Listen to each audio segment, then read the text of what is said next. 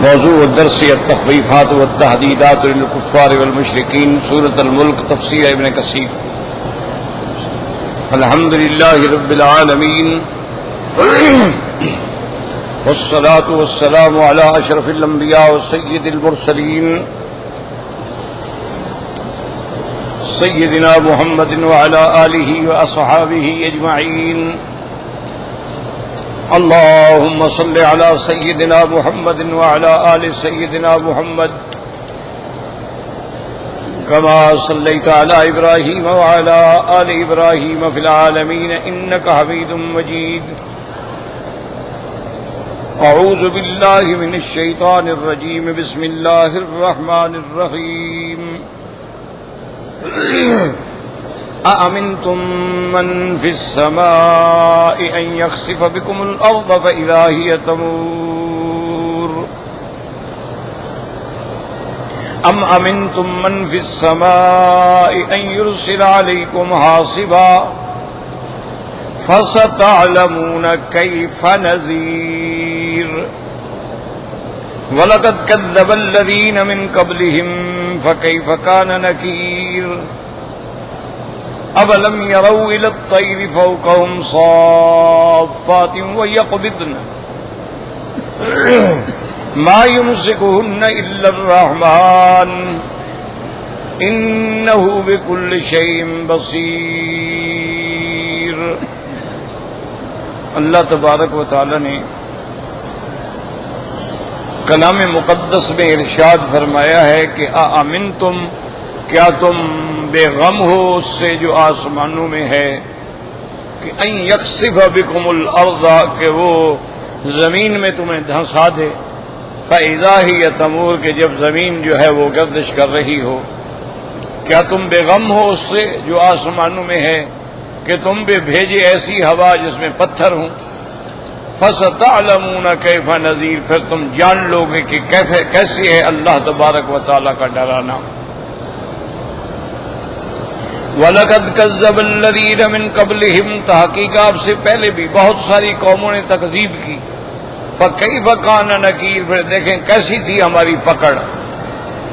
أَوَلَمْ يَرَوْا إِلَى الطَّيْرِ فَوْقَهُمْ صَافَّاتٍ، کیا تم نہیں دیکھتے ہو پرندوں کو تمہارے اوپر جو ہے آسمانوں کی فضاؤں میں؟ صافات یعنی پر کھول کے کھڑے ہوئے کبھی بند کرتے ہیں۔ ما یمسکہن الا الرحمن، کون ہے جس نے ان کو فضاؤں میں روکا ہوا ہے رحمان کے ماں سوا؟ انہ بکل شیء بصیر، اللہ تبارک و تعالی ہر چیز کو دیکھنے والے ہیں۔ تو اب سمجھیں کہ ان کو کہا جاتا ہے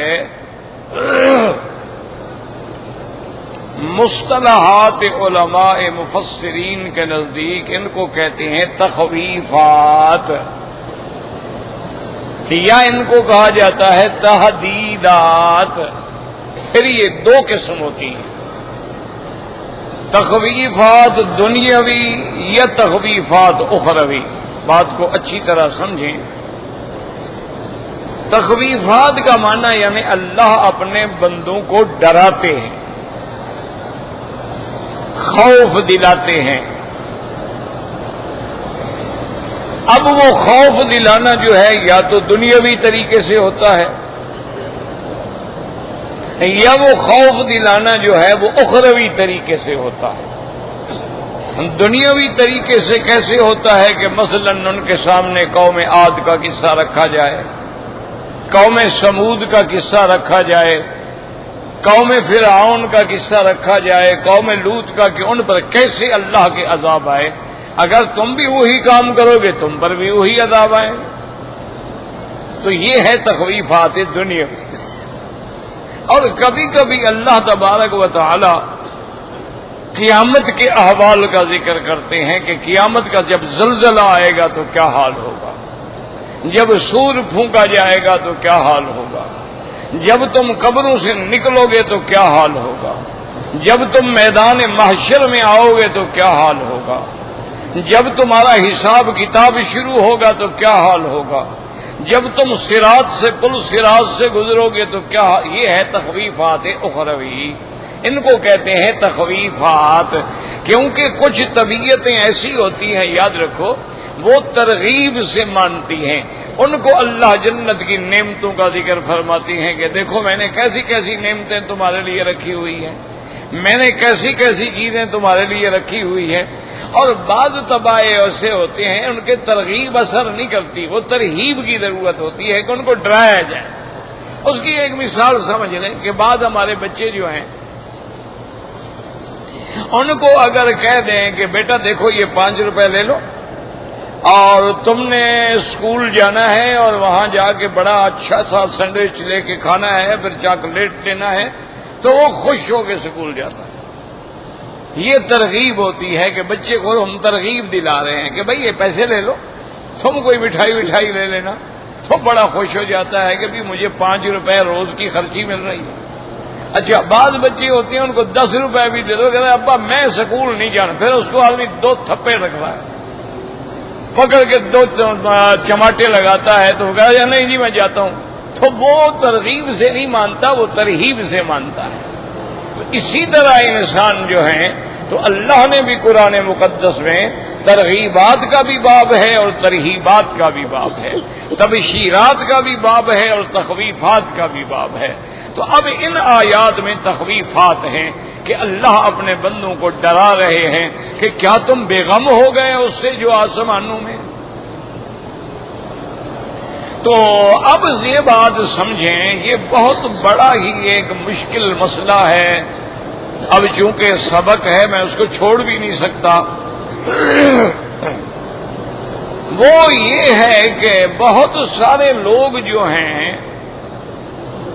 ان کا عقیدہ یہ ہوتا ہے کہ اللہ کی ذات جو ہے وہ ہر چیز سے پاک ہے اور لا مکان ہے، اللہ کا کوئی مکان ہی نہیں، اور اللہ تعالی کی کوئی جہت بھی نہیں۔ بہت سارے لوگوں کا یہ عقیدہ ہے، اور یہ بنیاد چلی تھی اصل میں اشاعرہ سے۔ اشاعرہ ماتریدیہ ان سے یہ بنیاد چلی تھی۔ وہ جب اس قسم کی آیتیں آتی ہیں نا کہ کیا تم بے غم ہو اس ذات سے جو آسمانوں میں ہے، وہ کہتے ہیں اس سے مراد یعنی اللہ کی ذات نہیں ہے، بلکہ اس سے مراد ہے اس کی قدرت، اس کا ملک، اس کی سلطنت، کیوں وہ تو لامکاں ہے، وہ کیسے آسمانوں میں ہے۔ تو ان کو یہ شبہات پڑتے ہیں، وہ کہتے ہیں کہ جی اگر اللہ آسمانوں میں ہے تو آسمانوں سے تو کرسی بھی بڑی ہے۔ کرسی جو ہے اگر 7 آسمان بچھا دیے جائیں اس کے سامنے اتنی جگہ روکیں گے جیسے ایک کڑا پڑا۔ عرش پر اس سے بڑا ہے تو خدا تو چھوٹی سی جگہ میں آ گیا، آسمان تو چھوٹے ہوئے نا، اس لیے وہ انکار کر دیتے ہیں۔ وہ کہتے ہیں کہ بھئی اللہ تعالی کی ذات جو ہے بس وہ پتہ ہمیں پتہ نہیں ہے، لیکن وہ مکان سے بھی پاک ہے، وہ جہت سے بھی پاک ہے، اسی کہہ دیتے ہیں وہ لا مکان ہے۔ کیوں کہتے ہیں کہ اگر ہم نے اس کے لیے مکان تسلیم کر لیا کہ آسمانوں میں ہے، عرش پہ ہے، تو اس کا مطلب ہے پھر ہمیں اللہ کا ایک جسم بھی تسلیم کرنا پڑے گا، تو پھر تو ہم مشبہ جیسے ہو جائیں گے۔ بھئی بیٹھ جاؤ یار مہربانی کرو، جہاں جگہ ملے بیٹھ جائیے، تو نہیں بعد میں آؤ سب کے آگے بیٹھو، یہ کیا طریقہ ہے؟ جو بیٹھے ہوئے ہیں بزرگ یعنی وہ غلط بیٹھے ہوئے ہیں، اور پڑی رہے جگہ خلاص، یہ کیا ہے؟ جو بعد میں آئے بعد میں بیٹھے، آگے داڑھی والے بزرگ آپ سے عمر میں بڑے بیٹھے ہیں، آپ کو شوق ہے پہلے آ جائیں۔ تو بہرحال بات یاد رکھو، لیکن جمہور کا جو عقیدہ ہے نا یاد رکھیں، اور جن اشاعرہ کا ہمارے حنفی حضرات حوالہ دیتے ہیں، خود اشاعرہ نے بھی رجوع کر لیا اپنے اس عقیدے سے، لیکن یہ ابھی تک پکڑے ہوئے ہیں۔ جن کی وجہ سے انہوں نے یہ عقیدہ رکھا ہے انہوں نے خود رجوع کر لیا، وہ اسلاف کے عقیدے پہ آ گئے۔ اور اسلاف کا عقیدہ کیا ہے؟ یاد رکھو کہ قرآن پاک میں جہاں جہاں اس قسم کی آیات کا ذکر ہے، اللہ کی صفات کا ذکر ہے، بس ہمارا ایمان ہونا چاہیے کہ جو قرآن نے کہا ہے وہ حق ہے،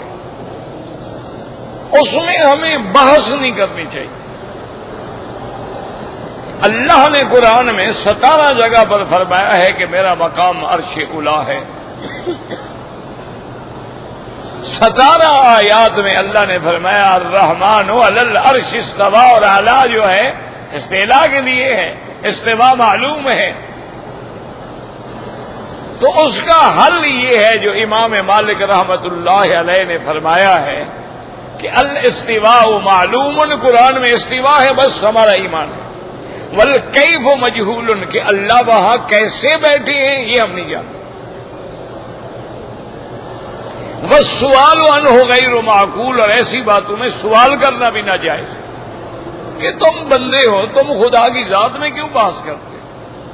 اللہ کی صفات میں غور کرو، لیکن اللہ کی ذات میں تو غور نہ کرو۔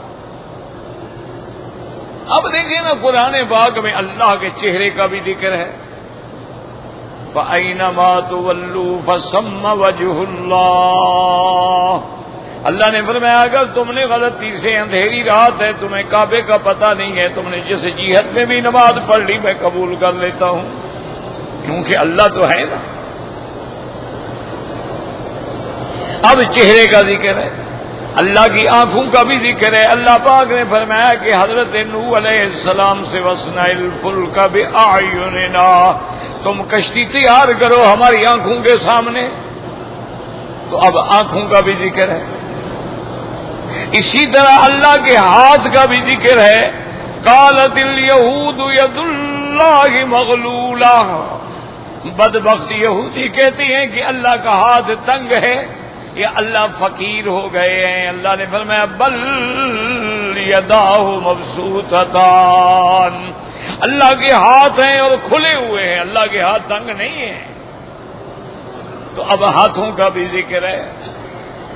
اسی طرح اللہ تبارک و تعالی نے دوسرے مقام پہ فرمایا کہ میرے مدنی، میرے محبوب صلی اللہ علیہ وسلم، آپ جب اپنے جانثاروں سے مقام حدیبیہ پہ بیعت فرما رہے تھے، آپ جب بیعت کر رہے تھے تو وہ ایسا پیارا منظر تھا، انما یبایعونک ید اللہ فوق ایدیہم، ایک صحابی کا ہاتھ تھا اور ایک آپ کا ہاتھ تھا اور اوپر میرا ہاتھ تھا۔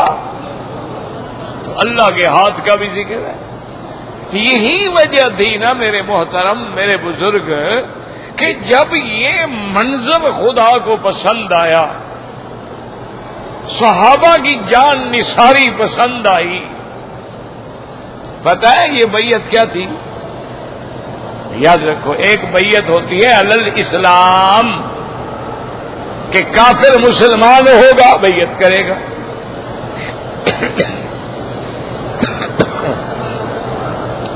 ایک بیعت ہوتی ہے علل جہاد، کہ آؤ امیر کے ہاتھ میں بیعت کرو کہ ہم کافروں سے جہاد کریں گے، اور ایک بیعت ہوتی ہے السمع والطاعہ، کہ ہم آپ کا حکم سنیں گے اور مانیں گے۔ اور یہ جو بیعت ہے یہ تو بیعت ہی نرالی ہے۔ سیدنا عثمان رضی اللہ تعالی عنہ فرمان نبوی پر جب مکے میں آ گئے، انہوں نے آگے کفار قریش کو سمجھایا کہ عقل کرو، اللہ کے نبی کا رستہ نہ روکو، اور لا حول ولا قوت الا باللہ۔ حضور صلی اللہ علیہ وسلم عمرے کے لیے تشریف لائے ہیں، وہ جنگ نہیں کرنا چاہتے،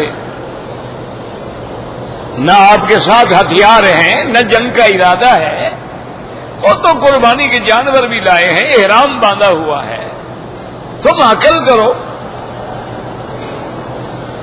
تو کفار قریش کے جو سردار تھے نا، انہوں نے کہا کہ حضرت عثمان سے کہ عثمان تمہارے ہم پر اتنے احسان ہیں کہ ہم تمہارے احسانات سے سر نہیں اٹھا سکتے،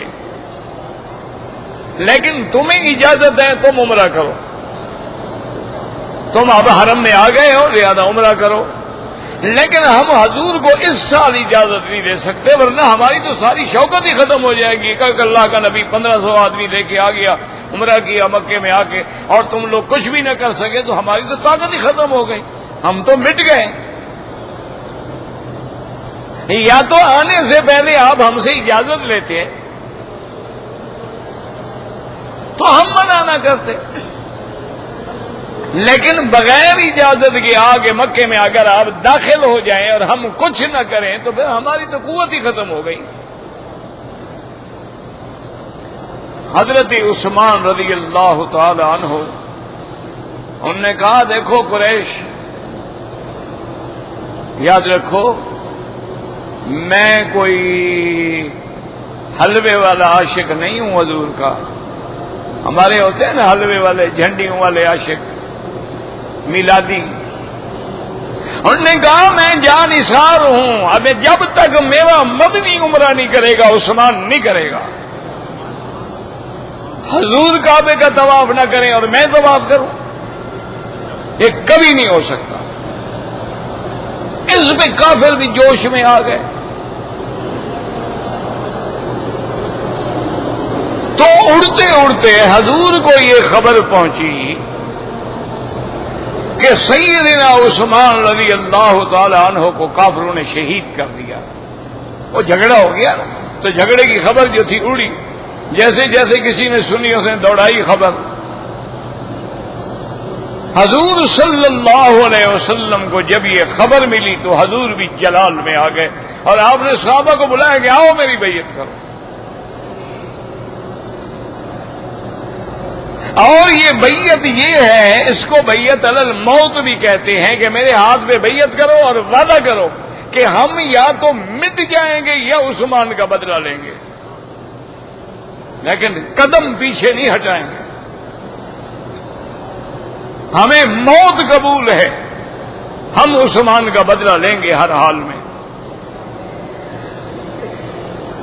اسی منظر کو ایک کیکر کا درخت تھا جس کے نیچے سرکار بیٹھے تھے، اور صحابہ دوڑ دوڑ کے بیعت کر رہے تھے۔ صحابہ تو پہلے بھی یہ چاہتے تھے کہ یا رسول اللہ صلی اللہ علیہ وسلم یہ ہمیں روک رہے ہیں، چلو زیادہ سے زیادہ ہم شہید ہو جائیں گے نا۔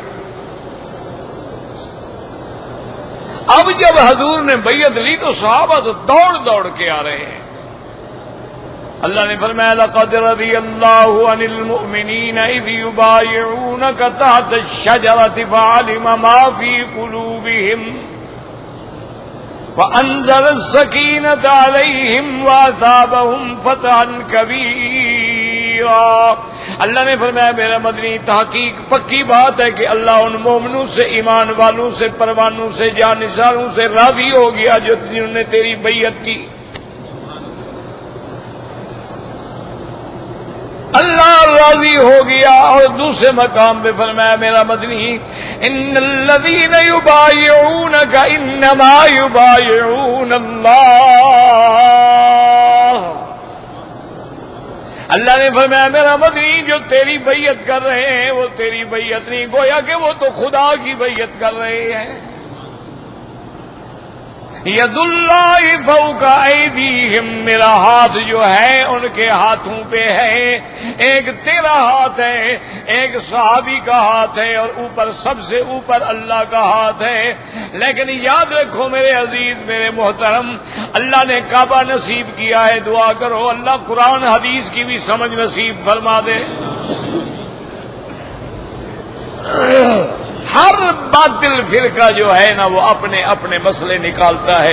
اب دیکھیں کہ شیعہ حضرات نے بھی ایک مسئلہ نکال لیا، انہوں نے کہا ٹھیک ہے جن نے بیعت کی ان سے تو اللہ راضی ہو گیا، لیکن حضرت عثمان نے تو بیعت نہیں کی، لہذا ان سے تو اللہ راضی نہیں ہوا۔ لیکن انہوں نے بھی مسئلہ نکالا کہ نہیں؟ ہر باطل مسئلہ نکالتا ہے۔ قرآن جو کہتا ہے صلو علیہ وسلموا تسلیما، انہوں نے بھی مسئلہ نکال لیا کہ اذان سے پہلے بھی صلاۃ والسلام اور جمعہ کے بعد بھی صلاۃ والسلام، میلاد میں بھی صلاۃ والسلام۔ جی اللہ کا حکم ہے کہ میرے مدنی پہ صلاۃ والسلام بھیجو، لہذا ہم کیوں نہ بھیجیں؟ ان نے مسئلہ نکالا، ان نے بھی قرآن سمجھا ہے ماشاءاللہ، یا تو سمجھا نہیں ہے یا ضد ہے۔ ہاں باطن کا پتہ تو اللہ کو ہے نا، کوئی ہمیں کیا ہے؟ یاد رکھو۔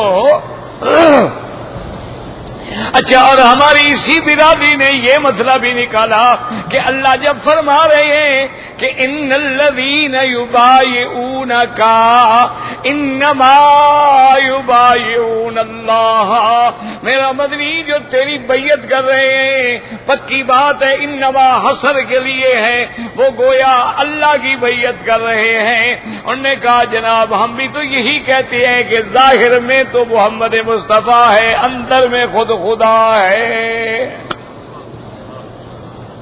انہوں نے بھی مسئلہ نکال لیا نا اپنا، انہوں نے کہا خدا قرآن میں کہہ رہا ہے کہ جی وہ آپ کی بیعت نہیں، وہ تو خدا کی بیعت ہو رہی ہے۔ تو معنی یہی ہوا نا کہ ظاہری لباس بشریت ہے لیکن اندر سے آپ جو ہیں خدا ہیں۔ نعوذ باللہ ثم نعوذ باللہ۔ اپنی کتابوں میں یہاں تک بھی لکھ دیا کہ جو مستوی تھا عرش پہ خدا ہو کر اتر پڑا ہے مدینے میں مصطفیٰ ہو کر۔ انہوں نے کہا اوپر خدا تھا، نیچے آیا تو مصطفیٰ بن گیا، اور اس کے بعد پھر جب عرش پہ آپ معراج میں گئے تو پھر آپ عرش پہ چلے گئے، پھر آپ ایک ہو گئے۔ انہوں نے بھی مسئلہ نکال لیا۔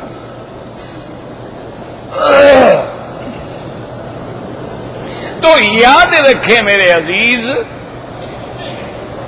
کہ اللہ پاک فرماتے ہیں من یطع الرسول فقد اطاع اللہ، جس نے میرے مدنی پاک کی اطاعت کی اس نے گویا خدا کی اطاعت کی۔ تو کیا مطلب ہے؟ مانا یہ ہے کہ چونکہ میرا مدنی ما ينطق عن الهوى ان هو الا وحی یوحی، اپنی طرف سے کچھ نہیں کہتے جب تک اللہ کا حکم نہ ہو۔ تو جب اللہ کا حکم سناتے ہیں اور آپ مانتے ہیں تو گویا آپ نے اللہ کا حکم مانا۔ اور یہ جو بیعت ہو رہی ہے یہ بھی حکم خداوندی کے مطابق ہے۔ جب حکم خداوندی کی تعمیل ہوئی، حضور کے ہاتھ میں رکھ کے جانثاروں نے قربانی کا وعدہ کیا، تو اللہ تبارک و تعالی نے فرمایا کہ یہ وعدہ گویا آپ سے نہیں میرے ساتھ وعدہ ہے۔ جیسے علماء نے لکھا حجر اسود کو جو ہم بوسہ دیتے ہیں، گویا ہم نے جو اللہ کے ساتھ وعدہ کیا ہے اس کی ہم تجدید کر رہے ہیں۔ اس لیے علماء پڑھتے ایمانا بکا و اتباعا لکتابک و وفاء لعہدک و سنت نبیک محمد صلی اللہ علیہ وسلم۔ اب یہ معنی نہیں ہوتا کہ نعوذ باللہ اللہ کا نبی جو ہے وہ خدا ہو گیا یا آپ کا ہاتھ جو ہے خدا کا ہاتھ ہو گیا۔ یہ تو اللہ کا شان کرم ہے، اللہ کی شان عظمت ہے کہ اپنے نبی کو اور اپنے صحابہ کو اتنی بڑی شان سے نواز رہے ہیں کہ میرا مدنی گویا یہ بیعت بھی میرے ساتھ ہے اور میرا ہاتھ بھی ان کے ہاتھ کے اوپر ہے۔ اور باقی جو اعتراض کرتے ہیں کہ حضرت عثمان نے تو بیعت نہیں کی لہذا ان سے تو اللہ راضی نہ ہوئے، یہ بھی بغض ہے اور عناد ہے۔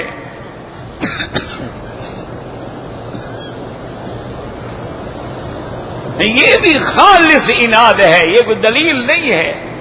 اس کی وجہ یہ ہے کہ یہ دیکھو ایمان سے کہ یہ بیعت کس کے لیے ہوئی ہے؟ حضرت عثمان کے لیے تو بیعت ہوئی ہے۔ اچھا اس کے بعد بھی دیکھیں نا اللہ تعالیٰ تو علام الغیوب ہے نا، اللہ تو جانتے تھے نا کہ ایسے لوگ جو ہیں بعد میں پیدا ہوں گے جو عثمان پہ اعتراض کریں گے، ایسے لوگ آئیں گے جو سیدنا عثمان پہ آ کے اعتراض کریں گے، سیدنا عثمان پہ آ کے الزام لگائیں گے۔ اور ہمیں تو دکھ جو ہے نا میرے عزیز منز بیگانگاہ ہرگز نہ ڈالم، ہمیں تو اپنے لوگوں سے دکھ ہے۔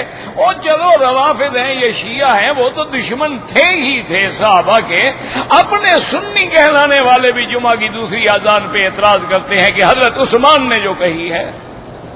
اب ان کا کیا علاج ہے؟ دوسری آذان جو ہے اس کی ابتدا سیدنا عثمان نے کی ہے۔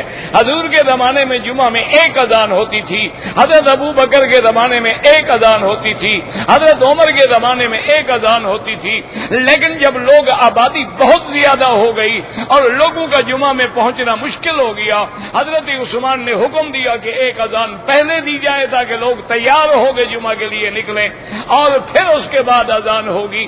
تو اس لیے یہ اذان کی بنیاد رکھنے والا عثمان ہے، اور عثمان خلیفہ راشد ہے، اور اللہ کے نبی نے فرما دیا علیکم سنتی و سنت الخلفاء الراشدین المہدیین، میرا طریقہ اور میرے خلفاء کا طریقہ بھی سنت محمد مصطفیٰ ہے۔ اور پھر جب حضرت عثمان نے یہ فیصلہ کیا، اس زمانے میں جتنے صحابہ تھے سب راضی ہو گئے تھے، اجماع صحابہ بھی ہو گیا۔ اب اس پہ اگر ہم سنی بھی اعتراض کریں تو انا للہ و انا الیہ راجعون یہی کہہ سکتے ہیں، اور تو ہم کچھ نہیں کہہ سکتے۔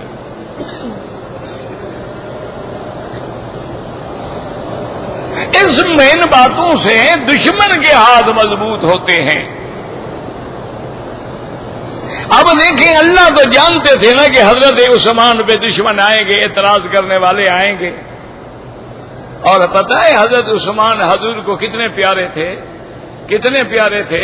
ایک آدمی کا جنازہ آیا، حضور نے فرمایا صلو لہ، صحابہ سے فرمایا جاؤ اس کا جنازہ تم پڑھ لو۔ جب جنازہ پڑھ لیا انہوں نے، بعد میں پوچھا کہ یا رسول اللہ آپ نے جنازہ نہیں پڑھا؟ آپ نے فرمایا انہ یبغض عثمان، یہ عثمان کے ساتھ بغض رکھتا تھا، میں محمد اس کا جنازہ نہیں پڑھوں۔ فرمایا جس کو عثمان کے ساتھ بغض ہو میں نہیں جنازہ پڑھوں۔ بی بی عائشہ صدیقہ رضی اللہ تعالیٰ عنہ فرماتی ہیں کہ میرے گھر میں سرکار دو جہاں، رحمت دو عالم، محبوب دو عالم صلی اللہ علیہ وسلم بے تکلفی سے ایسے لیٹے ہوئے تھے، اور حضرت ابو بکر میرے ابا آئے، آپ نے اجازت دی، سلام کیا، بیٹھ گئے، حضور اسی طرح لیٹے رہے۔ اس کے بعد حضرت عمر آئے، سلام کیا، اجازت دی، حضور اسی طرح لیٹے رہے۔ اس کے بعد دروازے پہ اطلاع آئی کہ حضرت عثمان آ رہے ہیں، حضور جلدی جلدی سے اٹھ گئے اور اپنی چادر مبارک کو بھی ٹھیک کیا، اپنے کپڑے بھی ٹھیک کیا، اور سیدھے ہو بیٹھے۔ حضرت عثمان آ گئے، سلام کیا، بیٹھ گئے۔ اللہ اکبر! ایمان سے ذرا آنکھیں بند کر کے، تھوڑا سا حج میں کعبے میں بیٹھے ہو، ذرا آنکھیں بند کر کے تصور تو کرو شان کیا ہوگا جب محمد بیٹھے ہوں گے۔ دعا کرو اللہ ہمیں یہ منظر خواب میں ہی دکھا دے۔ اللہ اکبر! تصور تو کرو نا کہ وہ منظر کیا ہوگا۔ بی بی عائشہ کا حجرہ ہو، درمیان میں سرکار مدینہ ہوں، ابو بکر، عمر، عثمان رضوان اللہ علیہم اجمعین، اللہ کی کروڑوں رحمتیں ہوں اور اللہ کے کروڑوں صلاۃ و سلام ہوں میرے مدنی سرکار کی ذات پاک پر۔ وہ منظر ہی نرالا ہے نا جی۔ اب صحابہ جب چلے گئے، بی بی عائشہ سے برداشت نہ ہو سکا، آخر بیٹی ہے نا، تو کہتی ہے کہ میں نے حضور سے عرض کیا کہ یا رسول اللہ صلی اللہ علیہ وسلم، میرے ابا آئے تو آپ لیٹے رہے، حضرت عمر آئے تو آپ لیٹے رہے، لیکن عثمان کے لیے آپ فوراً تیار ہو گئے، اپنی چادر مبارک کو بھی پنڈلی سے نیچے کیا اور سیدھے ہو کے بیٹھے، کپڑے بھی ٹھیک کیے، تو وجہ کیا ہے؟ آپ نے فرمایا عائشہ تمہیں پتہ نہیں ہے میرے عثمان سے تو اللہ کے فرشتے بھی حیا کرتے ہیں۔ فرمایا ان عثمان یستحیی منہ الملائکہ، اس سے اللہ کے فرشتے بھی احساس کرتے ہیں، حیا کرتے ہیں، اور وہ اتنا شرمیلا ہے، اتنا با حیا ہے، اتنا مجسمہ شرم و حیا ہے، اگر میں اسی طرح لیٹا ہے تو بیٹھ نہ سکتا تکلف کی وجہ سے، اٹھ کے بیچارہ چلا جاتا۔ تو اب دیکھیں کہ اللہ نے سیدنا عثمان کی شان کو کیسے باقی رکھا۔ حضور نے فرمایا صحابہ بات سنو، میں نے بیعت تو کر لی ہے، لیکن میرے دل میں خیال ہے کہ شاید میرا عثمان زندہ ہو، خبر غلط ہو، حضرت عثمان شہید نہ ہوئے ہوں، تو اس لیے میں تم سب صحابہ کو گواہ کرتا ہوں، میں نہیں چاہتا کہ عثمان اس بیعت سے محروم ہو جائے۔ اور آپ نے فرمایا ھذہ یدی وھذا ید عثمان،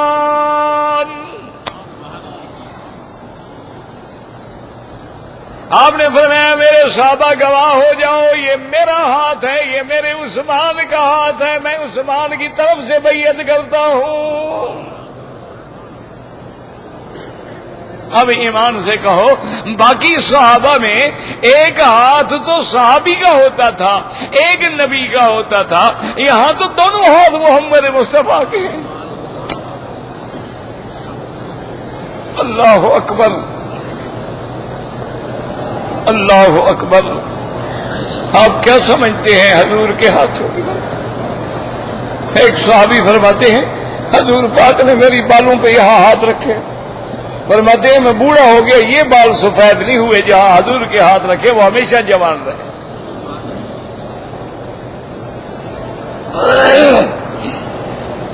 حضرت ابن عباس کے سینے میں ہاتھ رکھا، وہ قرآن کا پہاڑ بن گیا علم کا۔ جہاں جہاں بھی میرے مدنی کے قدم آئے ہیں یا ہاتھ لگے ہیں، وہ نظام ہی الگ ہے، وہ مقام ہی الگ ہے۔ اب یہ اندازہ کریں عثمان کی شان کا، آپ نے فرمایا کہ میں عثمان کی طرف سے خود بیعت کرتا ہوں، اور اپنے ہاتھ کو عثمان کا ہاتھ قرار دیا۔ اچھا اب کیا منظر ہوگا؟ دونوں ہاتھ تو حضور کے ہو گئے، اوپر تیسرا ہاتھ خدا کا ہو گیا۔ تو یاد رکھو اس کا معنی یہ ہے کہ واقعی اللہ کا ہاتھ ہے، لیکن یہ معنی نہیں کہ اللہ جس پہ ہاتھ رکھے ہیں وہ خدا ہو جائے گا، نہ حضور جس پہ ہاتھ رکھے وہ نبی ہو جائے گا۔ تو یہاں کیسے حضور خدا بن گئے؟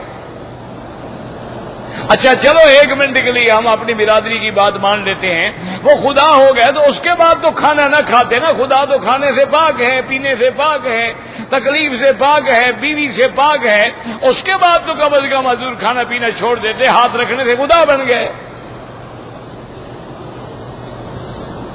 تو کوئی عقل کی عقل ہو، اللہ کے قرآن کو بدل دیتے ہو۔ جی قرآن کہتے صلو علیہ وسلموا تسلیما، حضور پہ صلاۃ و سلام بھیجو۔ اگر ہم کھڑے ہو کے صلاۃ و سلام پڑھتے ہیں، اذان سے پہلے پڑھتے ہیں، اذان کے بعد پڑھتے ہیں، جمعہ کے بعد پڑھتے ہیں، میلاد پہ پڑھتے ہیں، تو کیوں وہابیوں کو تکلیف ہوتی ہے؟ ہمیں نہیں تکلیف ہوتی، ہمیں تکلیف بدعت سے ہوتی ہے، تیرے صلاۃ و سلام پڑھنے سے نہیں ہوتی۔ یاد رکھو یہ قرآن کا حکم ہے کہ ایمان والو میرے نبی پہ صلاۃ و سلام بھیجو، قرآن کا حکم ہے کہ نہیں ہے نا جی؟ اچھا اب جناب اگر آپ نماز شروع کریں اللہ اکبر اللہم صلی علی سیدنا محمد وعلی آل سیدنا محمد، نماز ہو جائے گی؟ کیوں؟ اللہ نے جو کہا ہے صلاۃ و سلام بھیجو۔ جب آپ رکوع میں جائیں تو کہیں اللہم صلی علی سیدنا محمد وعلی آل سیدنا محمد، نماز ہوگی۔ اگر آپ سجدے میں جائیں کہیں اللہم صلی علی محمد وعلی آل محمد، نماز ہوگی۔ تو معلوم ہوا کہ صلاۃ و سلام تو کہیں گے، لیکن کہیں گے وہاں جہاں اللہ کا حکم ہے، اور جہاں حکم نہیں ہے وہاں نہیں کہیں گے۔ نماز میں حکم ہے لیکن اتحیات کے اندر حکم ہے السلام علیک ایھا النبی ورحمۃ اللہ وبرکاتہ، السلام علینا وعلی عباد اللہ الصالحین، اشہد ان لا الہ الا اللہ واشہد ان محمدا عبدہ ورسولہ، اللہم صلی علی محمد وعلی آل محمد۔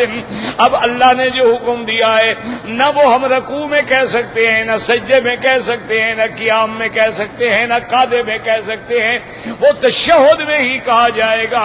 اگر اذان سے پہلے صلاۃ و سلام تھے، 1400 سال کے بعد مولوی کو مسئلہ سمجھ آ گیا، حضرت بلال کو سمجھ نہیں آیا، حضرت عبداللہ ابن ام مکتوم کو سمجھ نہیں آیا، حضرت ابی محذورہ کو سمجھ نہیں آیا، ابو بکر عمر عثمان و علی کو سمجھ نہیں آیا، حسن حسین اہل بیت نبی کو سمجھ نہیں آیا، ان کو سمجھ آ گیا 1400 سال کے بعد کہ یہ معنی ہے۔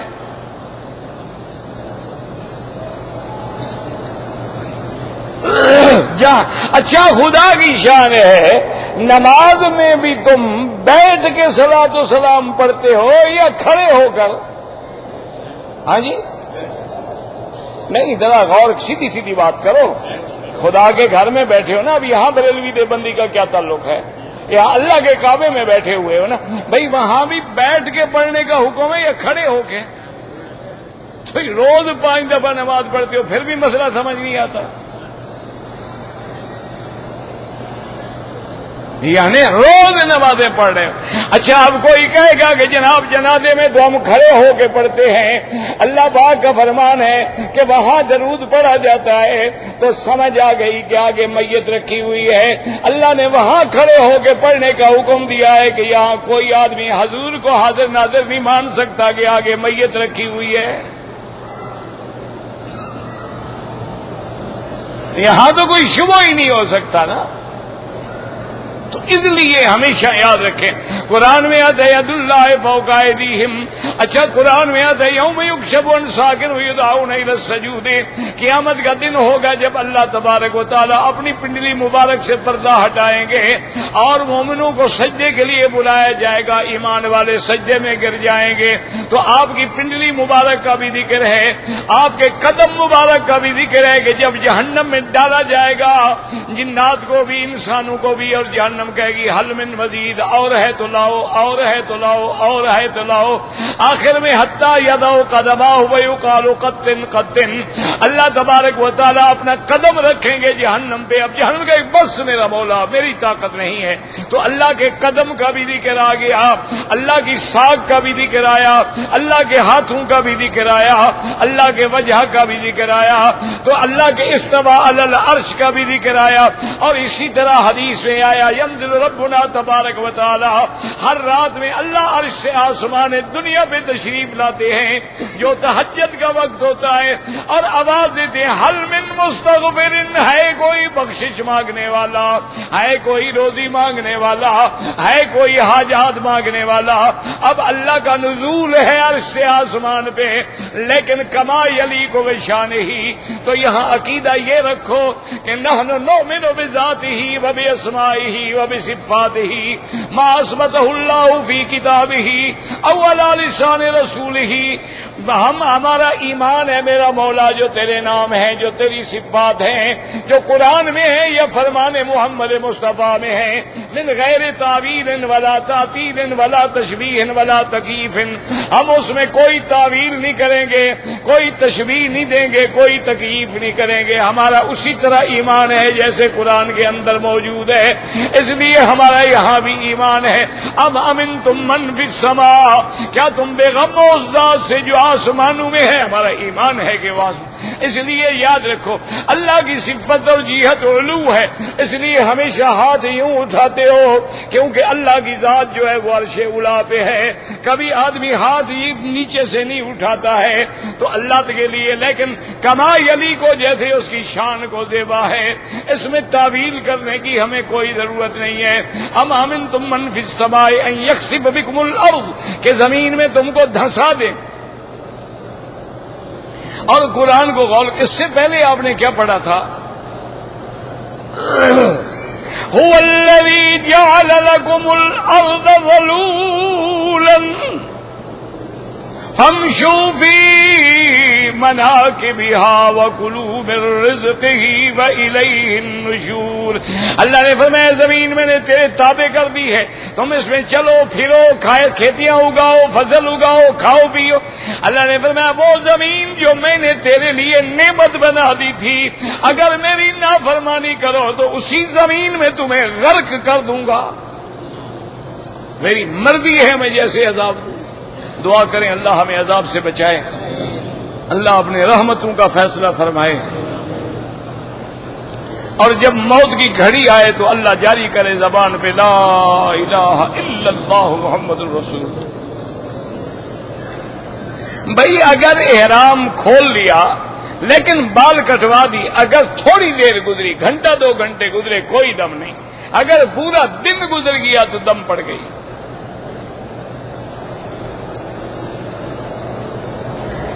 کہتے جی کہ ہم مدینہ پاک میں گئے تھے، وہاں ایک وادی ہے، وہاں گاڑی خود بخود چلتی ہے، تو آپ وہیں ڈیرا لگا لینا، پیٹرول بھی نہیں ڈلوانا پڑے گا، گاڑی مفت چلتی رہے گی، ڈرائیور کی بھی ضرورت نہیں رہے گی۔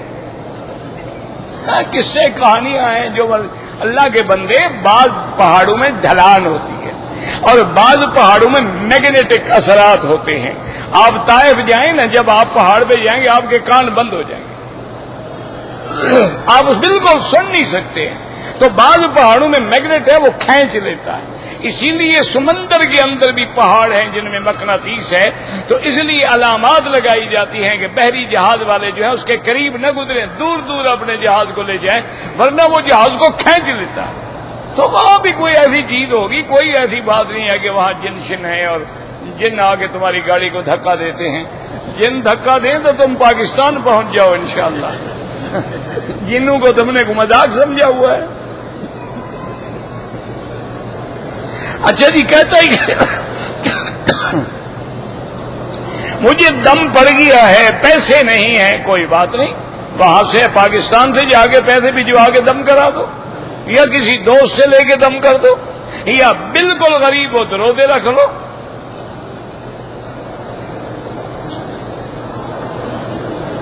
ایک آدمی نے اپنی بیوی کو گواہوں کے سامنے طلاق دی، اب کہتا ہے میں نے نہیں دی، تو مولوی مکی کیا کرے؟ نہیں، آپ مجھے بتائیں، میں اس بے ایمان کا کیا کروں؟ خدا کے قہر سے جو نہیں ڈرتا، جو اپنے حلال کو حرام کر کے پھر مکر جاتا ہے، تو میں کیا کر سکتا ہوں؟ طلاق ہو گئی۔ ہم کعبۃ اللہ کے 7 چکر کیوں لگاتے ہیں؟ سب سے پہلے تو اللہ کا حکم ہے، سنت محمد مصطفیٰ ہے، اور حکمت علماء نے یہ لکھی ہے کہ جہنم کے بھی 7 دروازے ہیں، اللہ ان کی برکت سے ہمیں جہنم سے محفوظ رکھیں گے۔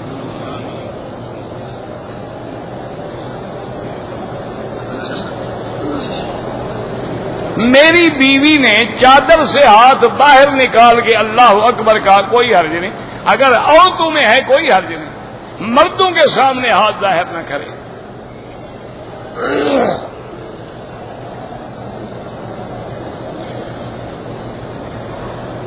اگر کوئی آدمی مدینہ منورہ سے آ رہا تھا، میقات پہ احرام نہیں باندھا، 1 گھنٹے کے سفر کے بعد احرام باندھا، بالکل ٹھیک ہے، کیونکہ دوسرا میقات جو ہے وہ جوحفہ ہے، رابق کے قریب، لہذا اس سے پہلے باندھ لیا، اس نے ٹھیک ہو گیا۔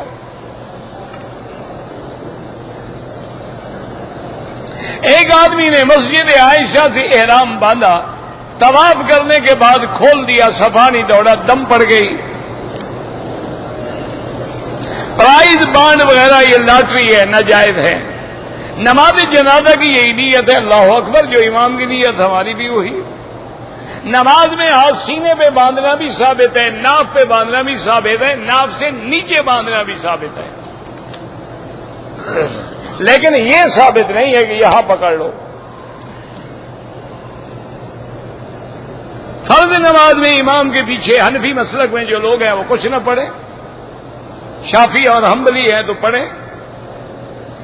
عمرے کے بعد سارے بال کٹوائے، اگر 7-8 جگہ سے بھی کٹوائے دم نہیں پڑے گی، لیکن ہے غلط، اس طرح پھروائیں یا کم از کم 1/4 حصہ بالوں کا کٹ جائے۔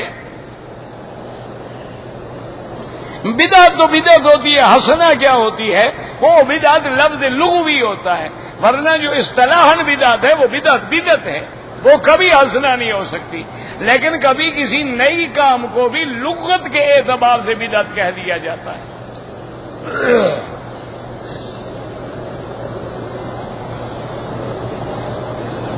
میں نے کراچی سے احرام باندھا، 2 رکعت نہیں پڑھی، کوئی بات نہیں پڑھی تو کچھ بھی نہیں ہوتا، کوئی ضروری نہیں۔ خود لکھ رہے ہو کہ میں نے 2 رکعت نفل نہیں پڑھی، جب نفل نہیں پڑھی تو کیا ہو گیا؟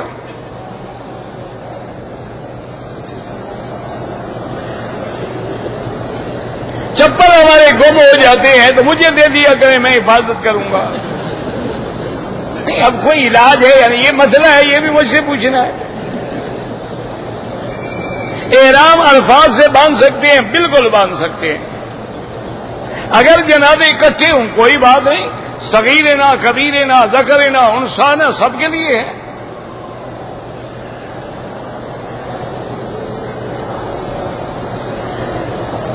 طواف حالت نماز کے مکہ میں تو عمومی طور پر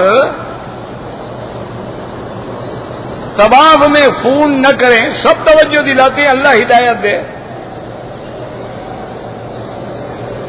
اگر کچھ لوگ آئے ہیں اور مکے میں رہنے کے باوجود امام حرم کے پیچھے نماز نہیں پڑھتے، ان کی بدقسمتی ہے، اللہ نے محروم کیا ہے، لاکھوں کی جماعت سے محروم بیٹھ کے اکیلے کھڑے ہوئے ہیں.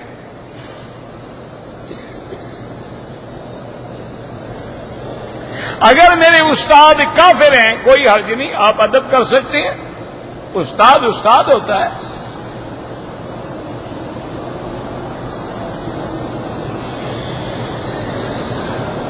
اگر عورت کے 10 دن گزر گئے بعد میں بھی معمولی نشان لگتا ہے، وہ بیماری ہے، وہ حیض نہیں ہے. حیض کم از کم 3 دن، زیادہ سے زیادہ 10 دن.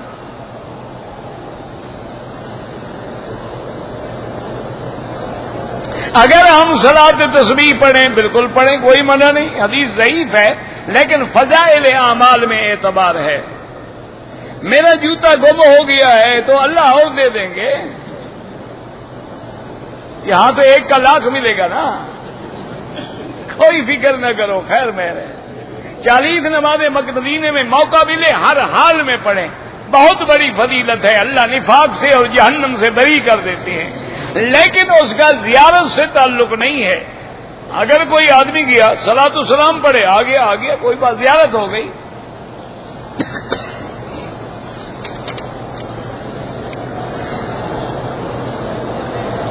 میرا موبائل جو ہے وہ حمام میں ٹائلٹ میں گر گیا، میں نے نکال کے دھویا، کلمہ پڑھا، کلمہ موبائل کو پڑھوا رہے تھے آپ. وہ مسلمان ہو گیا جناب، کوئی فکر نہ کرے. اگر امام تکبیر جنازہ 1 پڑھ چکا ہے، بعد میں ہم ملے ہیں، تو آپ جب امام سلام پھیرے جلدی سے اللہ اکبر السلام علیکم تکبیر پوری کر لیں.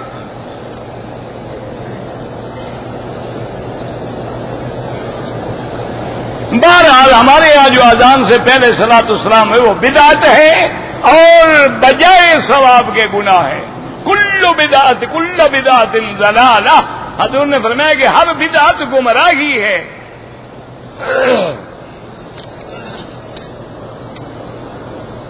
بابا نفل دن میں پڑھو رات میں پڑھو جائز ہے. عورتیں اپنے سر کے بال کاٹ سکتی، افضل یہ ہے کہ نہ کاٹیں، کوئی مجبوری ہے تو کاٹ سکتی ہے. بینک سے گاڑی لینا جو ہے، اگر بینک کے پاس گاڑی ہے وہ گاڑی بیچتا ہے، ایک ہے کہ پیسے دیتا ہے، وہ حرام ہے.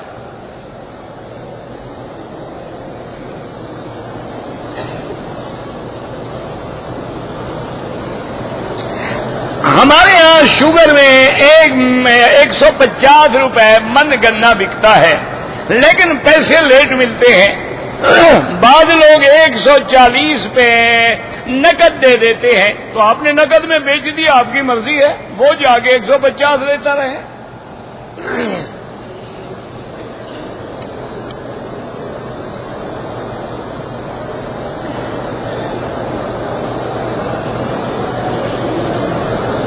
اگر آپ انڈیا سے آئے ہیں اور احرام نہیں باندھا ہے، عمرہ بھی کریں اور دم بھی ادا کریں. جنت اوپر ہے، جہنم نیچے، ہاں بالکل نیچے ہے. سب کے ساتھ قیامت میں سب سے سوال ہوگا.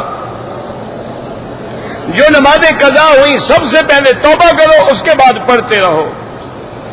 سنت لباس حضور پاک نے نیچے چادر مبارک باندھی ہے، اوپر لمبا کرتا پہنا ہے، سر پہ پگڑی مبارک باندھی ہے.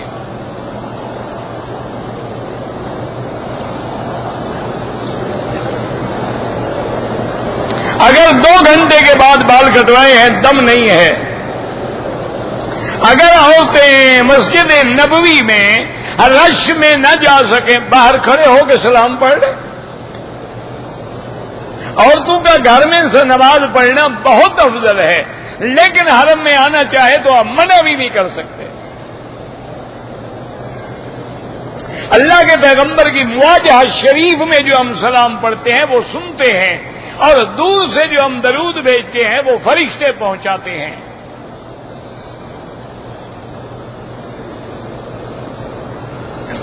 مغرب کی اذان کے بعد 2 رکعت حنفی مسلک میں نہیں پڑھنی چاہیے، باقی ائمہ کے نزدیک جائز ہے، اور کوئی مسئلہ نہیں۔ اللہ کے بندے پڑھ لیا تو کیا ہوا، نہیں پڑھا تو کیا ہوا۔ کہتے تھے آدمی مرنے کے بعد 40 دن کے بعد مولویوں کو بلاتے ہیں، یہ بالکل حرام ہے، بدعات ہیں۔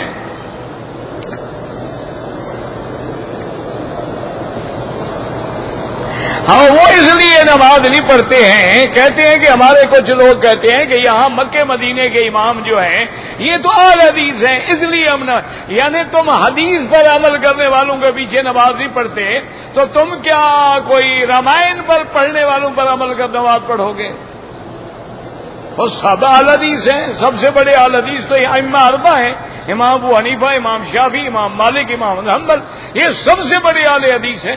احادیث سے تو انہوں نے مسئلے نکالے ہیں، سونا تو قرآن و حدیث ہے نا، آگے زیور بنایا ائمہ نے۔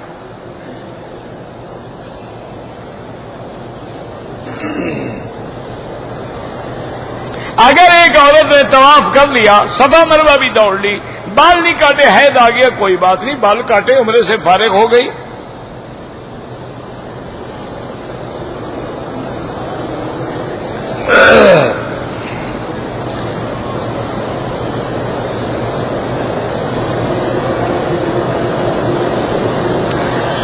حضور پاک کی زندگی کا کوئی بھی منکر نہیں، یہاں کے علماء کا بھی باقاعدہ فتویٰ ہے۔ اگر آپ سنتیں پڑھ رہے ہیں، نماز کھڑی ہو گئی، 4 سنتوں کی نیت ہے، 2 پہ سلام پھیر کے نماز میں مل جائیں۔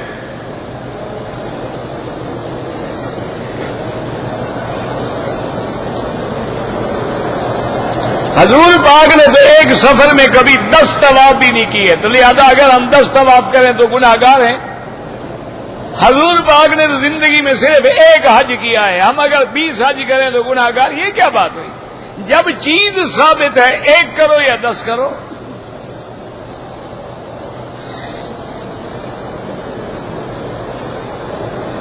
عمرہ کیا، 3 چکر کر گئی، عشاء کی نماز کے بعد پھر پورا کیا، ٹھیک ہو گیا۔ مونچھیں کتروانی چاہیے، مڈوانی نہیں چاہیے۔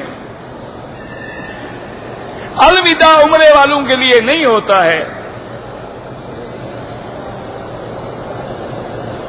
پتہ نہیں کیا لکھا ہے،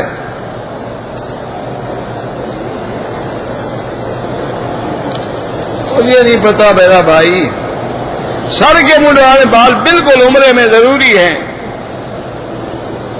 چلتے پھرتے ہم درود شریف پڑھتے ہیں، پڑھ سکتے ہیں۔ احرام کی حالت میں کعبۃ اللہ کا بوسہ نہ لیا جائے۔ ربنا تقبل منا انک انت السمیع العلیم وتب علینا انک انت التواب الرحیم۔ اللهم اجعل لنا وللمسلمين من كل هم فرجا ومن كل ضيق مخرجا ومن كل بلاء عافية صلى الله تعالى على خير خلقه سيدنا محمد وعلى آله وصحبه أجمعين۔ اللهم صل على سيدنا محمد وعلى آل سيدنا محمد۔